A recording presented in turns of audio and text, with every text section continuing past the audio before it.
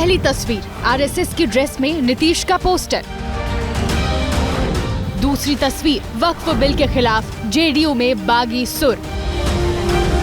तीसरी तस्वीर, संसद में नीतीश के खिलाफ हमलावर विपक्ष।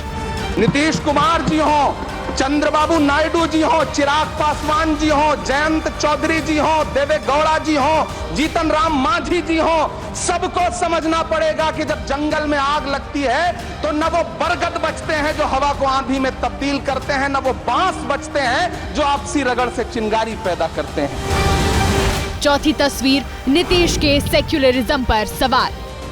नीतीश कुमार जी तो पूरी तरह से आरएसएस के सांप्रदायिक शक्तियों के रंग में रंग गए। वक्फ संशोधन बिल पर जेडीयू ने सरकार का साथ दिया तो विपक्ष भड़का हुआ है। विरोधी दल सवाल उठा रहे हैं। जेडीयू के घर से लेकर बाहर तक में विरोध की चिंगारी भड़की हुई है। पटना में आरजेडी की तरफ से सुबह सुबह ये पोस्टर लगाया गया। पोस्टर पर नीतीश कुमार की 3 अलग अलग तस्वीर लगी है। एक तस्वीर में उन्हें आरएसएस की ड्रेस में दिखाया गया है। पोस्टर लगाने वाले आरिफ जिलानी मधुबनी के आरजेडी नेता है। लिखते हैं, गिरगिट रंग बदलता था, ये तो उससे भी ज्यादा स्पीड से रंग बदलने वाले निकले।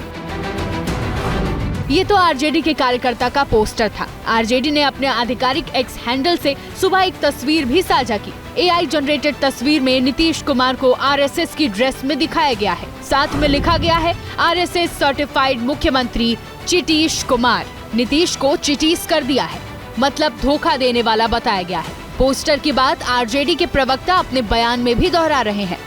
आदरणीय नीतीश कुमार जी तो पूरी तरह से आरएसएस के सांप्रदायिक शक्तियों के रंग में रंग गए।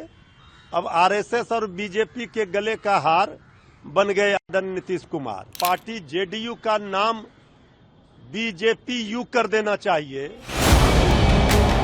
जेडीयू पर विरोधी तो वार कर रहे हैं। वक्फ बिल का समर्थन करने को लेकर उनकी पार्टी के अंदर भी मतभेद के सुर खुलकर उभर आए हैं। राज्य के अलग अलग इलाकों से कई मुस्लिम नेताओं ने पार्टी से इस्तीफा दे दिया है।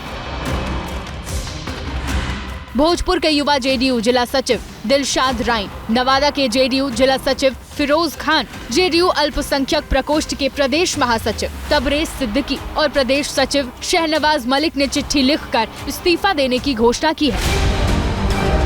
इस्तीफे की शुरुआत गुरुवार को कासिम अंसारी नाम के नेता से हुई थी। कासिम का दावा है कि वो पार्टी के चिकित्सा प्रकोष्ठ में पूर्वी चंपारण जिले के प्रवक्ता है। 2020 में ढाका से चुनाव लड़कर 499 वोट पाए थे।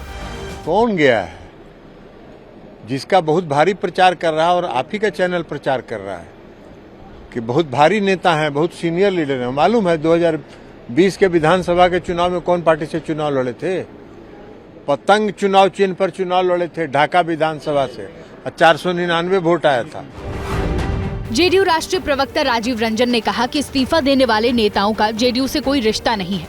इनमें से किसी को सांगठनिक ढांचे का कभी हम लोगों ने हिस्सा देखा ही नहीं है, न कभी किसी गतिविधि में रहे, न पार्टी के किसी पद पर है। ये अफवाहें निहित स्वार्थी तत्वों के इशारे पर फैलाई गई हैं और मैं पुरजोर शब्दों में खंडन करता हूं। इनका पार्टी से कोई लेना देना। लेकिन इस्तीफे की इन चिट्ठियों के हवाले से मीडिया में खबरें चल रही हैं। पटना से लेकर दिल्ली तक के पॉलिटिकल कॉरिडोर में इन मुस्लिम नेताओं के इस्तीफे की गूंज है। यही वजह है कि आरजेडी को जेडीयू पर हमला करने का मौका मिल गया है।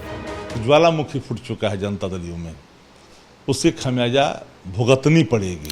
भाजपा अपने एजेंडे के मुताबिक जदयू को डिस्क्वालीफाई करने की दिशा में जो काम कर रहा था भाजपा ने किया है। नीतीश जी अचेत हैं, नीतीश जी की अचेतता जग जाहिर है। अब जदयू अब एक इतिहास के पन्नों में कैद हो जाएगी। विरोधी नीतीश की सेक्युलरिज्म पर सवाल उठा रहे हैं, लेकिन केंद्रीय मंत्री ललन सिंह ने बुधवार को ही संसद में कह दिया था कि नीतीश को किसी से इसका सर्टिफिकेट नहीं चाहिए। जेडीयू को और नीतीश कुमार को आपके सेकुलरिज्म के सर्टिफिकेट की आवश्यकता नहीं है।